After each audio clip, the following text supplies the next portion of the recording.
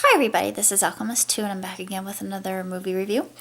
I just recently got a chance to see Thor Ragnarok and it exceeded every possible expectation that I had had. The last movie that was even close to that was Avengers Ultron.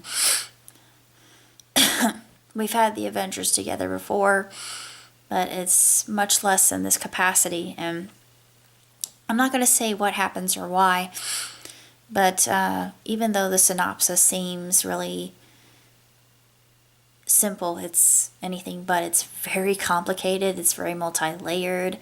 There are a lot of characters that we're introduced to in this particular volume.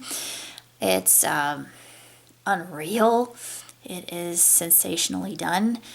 I noticed, I stayed for the credits, of course, but I noticed at the end credits that the music was done by Matthew Mothersbaugh, or is it Michael Mothersbaugh? Anyway, he worked with Rugrats. That was the thing that he's most well known for.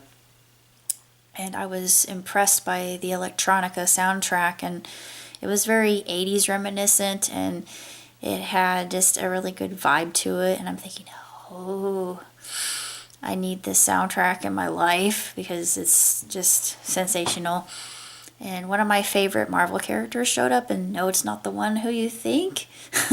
Because if you know me well enough, you know that I have a Marvel character that I absolutely adore and I have a huge crush on. But this one even more so, just because I want to cosplay as him.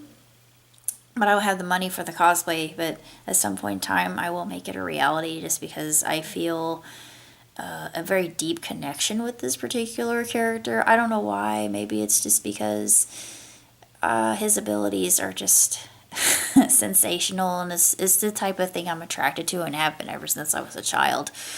But of course, Stan Lee makes a cameo, and it's absolutely hysterical, and it's probably one of his best cameos yet. He comes across as kind of a... Oh, I almost gave away a spoiler. I thought, oh, throw that key away. But of course, Chris Helmsworth is just, he's phenomenal, and I forget the name of the actor who plays Loki, but I love Loki. In the mythology, I absolutely hate Loki, but in this version, I can't help but love him. He is a wisecracking character, and I really enjoy that kind of dynamic and the friction between the brothers. And we know the past, and they do a little bit of wall breaking with that, which I thought was very clever. And there's a lot of really funny lines that just make you burst out laughing, and I laughed so hard.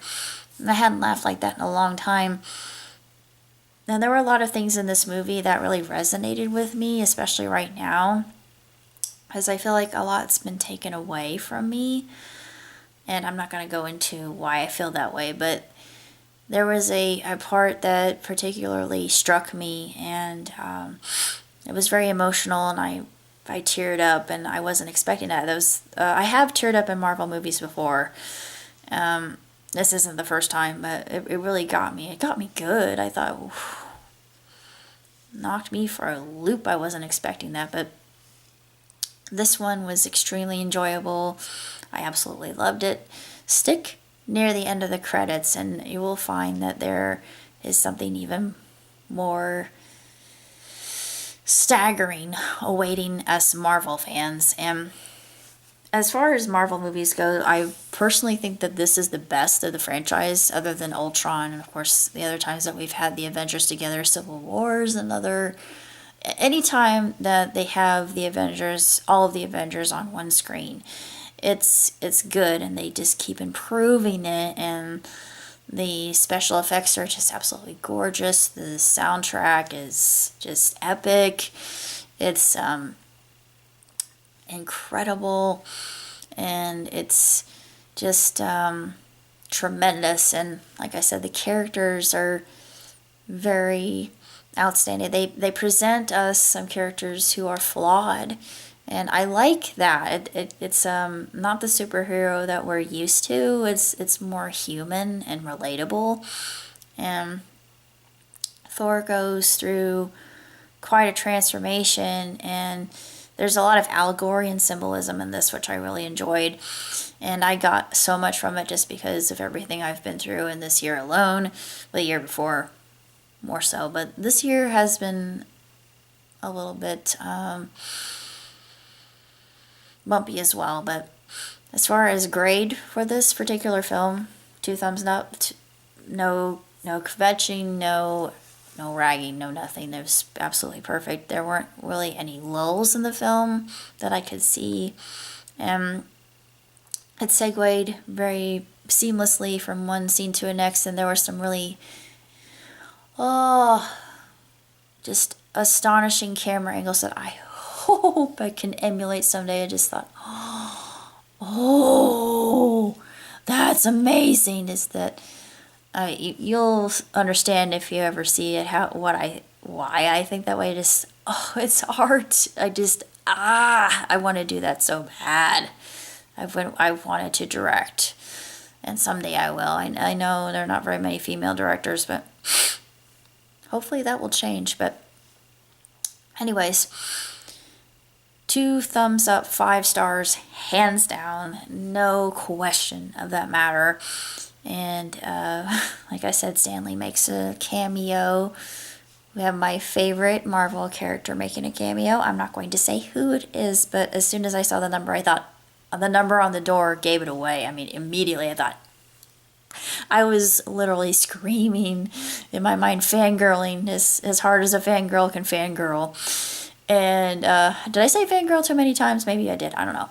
But it's really a sensational movie, and just the color of it, the cosmos that I got to see. I'm thinking, oh, this is everything and more. I mean, it's my favorite things all combined into one. Especially when they started talking about physics, I thought, oh yeah.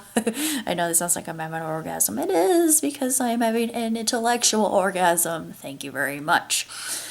But that was about all I can say about the particular film, and I'm looking forward to, of course, Black Panther. They had a preview. I've known that Black Panther was coming out, and I've always been a fan.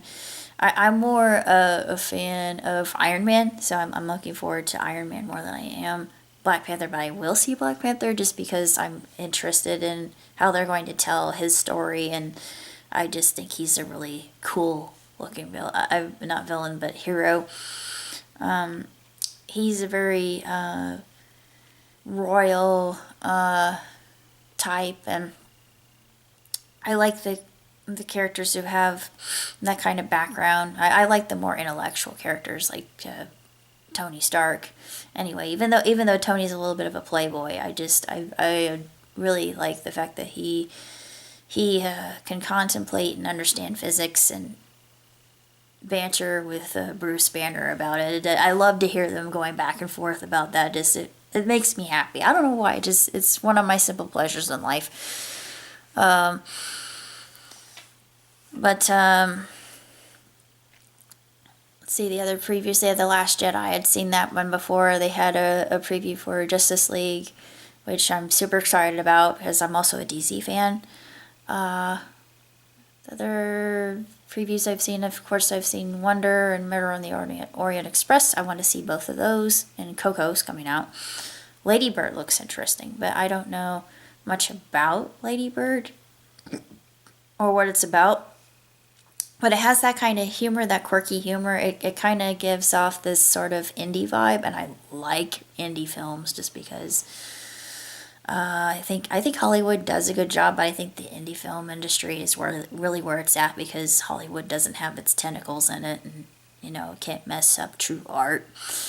Sorry, that's just the way I feel. I love Hollywood, but I really want to go into the indie industry. But beyond that, I wanted to do a little bit of an update. Of course, I'm still unpacking, and I have a lot of stuff, and I have more stuff than I need. I'm going to be giving a lot of stuff away. A lot of stuff is going to be sold.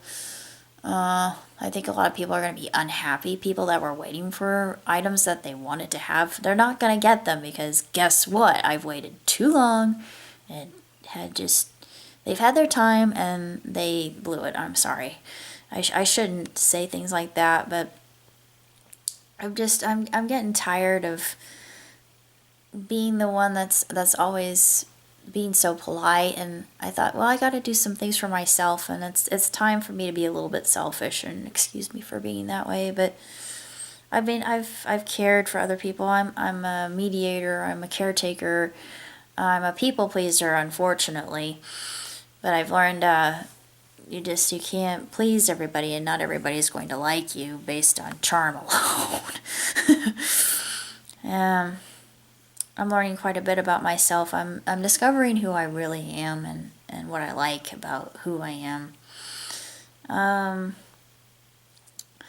learning a lot about apartment life. It's not so bad. I like this apartment. It's really pretty. It's kind of lonesome, but I know I'm gonna make some friends, so I'm not gonna be by myself forever.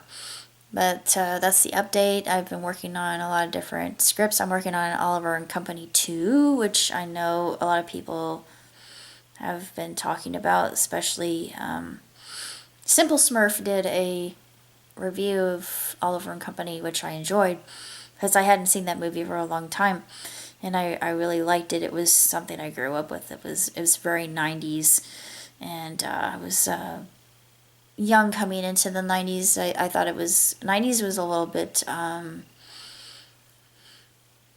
it's kind of overdone. It's kind of overstated.